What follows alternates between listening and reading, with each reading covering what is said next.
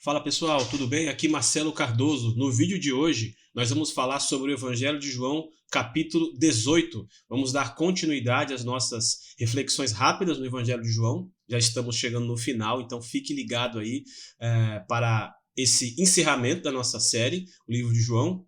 Hoje é o capítulo 18, João tem 21 capítulos, então a gente vai rapidamente chegar ao final. Então você fique ligado.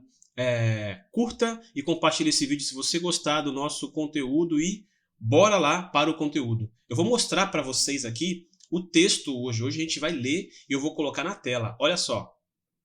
Tá aí, ó. O Evangelho de João, no capítulo 18, nós vamos ler apenas esses versos aqui, tá bom? A partir do verso 25, a gente vai ler até o 27. São 3 versículos aí para a gente refletir sobre esse tema, né? Não te conheço. Pedro praticamente falando isso para Jesus, que não o conhecia. Vamos dar uma olhadinha no texto? Vamos analisar aqui, ó. Olha só, versículo 25 do capítulo 18 de João, diz assim: Simão Pedro estava em pé, aquecendo-se. Então lhe perguntaram: Você também não é um dos discípulos dele? Ele negou e disse: Não sou. Um dos servos do sumo sacerdote, parente daquele a quem Pedro tinha decepado a orelha, perguntou: Não é verdade que eu vi você no jardim com ele? De novo, Pedro negou. E no mesmo instante, o galo cantou. Então, essa passagem, pessoal, ela é muito importante porque ela mostra pra gente aquela profecia, né, que Jesus fez em relação a Pedro, né? Ele previu que Pedro negaria ele antes que o galo cantasse. E aqui em João a gente vê essa negação consolidada, uma vez que Pedro estava perante autoridades da época que estavam naquele momento contrários a Jesus, e ele se viu ali pressionado, de repente com medo, de repente confuso, de repente se esqueceu daquilo que Jesus falou, ou com o próprio medo, né, que lá no capítulo 14, Jesus ele fala para os discípulos: olha, não tenham medo, não se turbem os vossos corações, que o seu coração não fique bagunçado, turvado, perturbado. Talvez prevendo que uma hora os discípulos, e também próprio Pedro, faz parte dos discípulos, negaria ele. Então ele fala: olha, não se turbe o vosso coração. Qual o remédio para isso? Creia em Deus e creia também em mim. Porque lá na casa do meu pai tem muitas moradas, ou seja, se a sua passagem por essa terra ela acontecer agora, em breve, fique tranquilo. A casa do meu pai tem muitas moradas. Mas vamos trabalhar com a ideia de que Pedro estivesse com medo. Medo de perder a vida, medo de perder talvez ali a sua posição social que ele ainda tinha, medo de perder a oportunidade de voltar a fazer o que fazia, que era ser pescador, né? Uma vez que Jesus tinha acabado de ser preso, ou seja, aquele empreendimento ao qual ele se envolveu estava acabando. E de repente ele queria uma oportunidade de voltar a fazer o que ele fazia antes, né? Dar um passo atrás e continuar a sua vida. E a gente pode pensar isso, pode pensar outras coisas, mas o que acontece é que ele faz exatamente o que Jesus falou. Você vai me negar antes que o galo cante. E o que isso ensina para a gente nessa reflexão rápida? Nem sempre todos nós estaremos preparados para enfrentar o momento ruim, o dia difícil. É claro que todos nós precisamos estar preparados.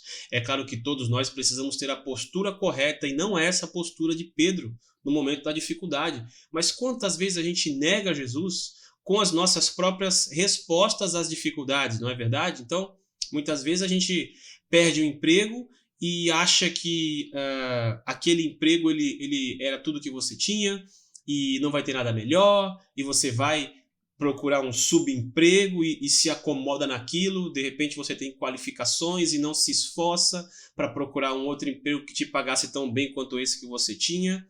Enfim, ou você está ali numa situação, para quem é solteiro, né, para quem está ainda na fase de namoro, noivado, casamento, você encontra uma pessoa, um homem, uma mulher, e aí você pensa que vai dar certo, e ali naquele momento ali que tudo dá errado, você perde a esperança, fica com medo de que encontre aquela pessoa que de fato vai te fazer feliz, vai cumprir esse propósito de Deus, né, que é deixar o homem pai e mãe se juntar à sua mulher, e você chuta o balde e fala: não é comigo não, eu vou viver a minha solteirice, né?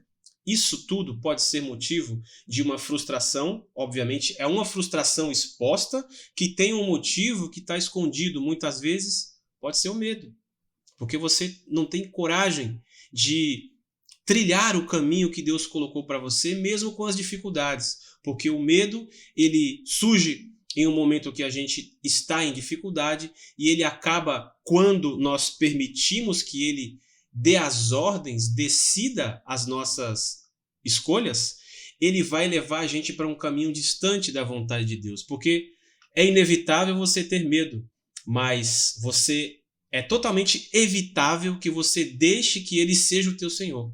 Então, muito provavelmente, Pedro, nesse momento, com medo, frustrado, negou. E o que acontece?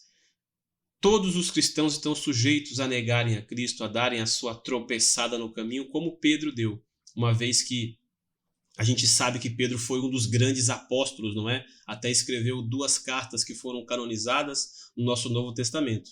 Pedro se tornou um grande homem, mas ele passou por um momento difícil. Talvez você esteja passando por isso agora. De repente você está num momento difícil. E é muito comum, é muito até fácil a gente falar, olha, ou é problema financeiro, ou é problema amoroso, ou é problema na relação com o vizinho. É muito comum esses problemas na nossa vivência aqui no Brasil, né? Mas saiba, mesmo que você passe por dificuldades, você precisa aprender a manter-se firme na postura de ser cristão. O que eu quero dizer com isso? Está com problema no trabalho? Está com problema no casamento? Está com problema com os vizinhos? Problema na igreja? Busque resolver biblicamente como Cristo falou. Não deixe que a frustração e o medo deixe você ser guiado, ser levado para opções que a palavra não nos dá. Então é muito comum termos diversas opções à nossa disposição que não são bíblicas. O mundo oferece isso assim de maneira absurda e abundante.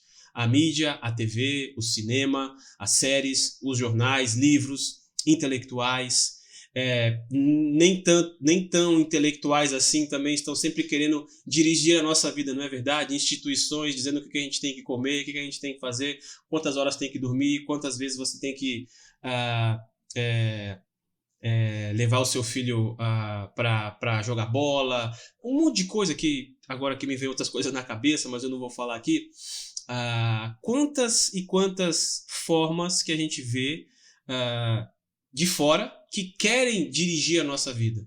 Eu não sou contra termos essas opções como algo consultivo. A gente pode consultar órgãos de saúde, órgãos de educação, pessoas que têm trabalho com relacionamento familiar, até como você ganhar dinheiro, né? Isso é muito bom, realmente tem muita coisa boa, mas sempre a palavra de Deus deve dar as direções.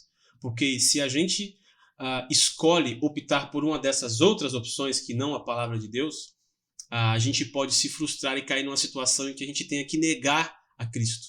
Então, parece que não, mas isso pode acontecer com a gente. Não é errado você buscar direções em umas dessas instituições, como eu falei para vocês aqui.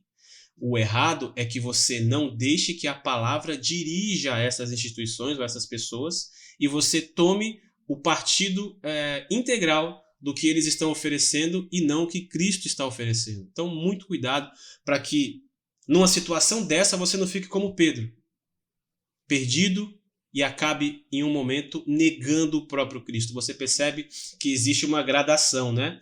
Uma pessoa pergunta, ele fala que não, outra depois fala que não, e aí no final acaba ratificando ali a sua negação. Muito cuidado, às vezes o medo, ou às vezes dar ouvidos a outras instituições, outras pessoas, sem a orientação divina, a gente pode acabar entrando numa fria. Então, essa reflexão de hoje a respeito dessa passagem de João capítulo 18, né, talvez um pouco inusitada, talvez você nunca tenha ouvido alguém trazer isso como uma opção desse texto, né, mas eu sigo muito aquele ensinamento que o professor Howard Hendricks, com o seu filho, William Hendricks, se não me engano, escreveram no livro Vivendo na Palavra. A Bíblia, ela tem sempre uma só interpretação, só que ela tem várias aplicações. E eu tenho certeza, acredito, a partir dos meus estudos, que eu posso aplicar esse texto a essa condição que eu coloquei aqui para vocês, tá bom? Então, Esse foi o vídeo, a reflexão de hoje. Se você gostou, você curte, comenta, compartilha, se inscreve no canal e até o próximo vídeo, João capítulo 19. Estamos chegando no finalzinho de João, tá bom? Muito obrigado pela tua participação até aqui e busque sempre as coisas do alto.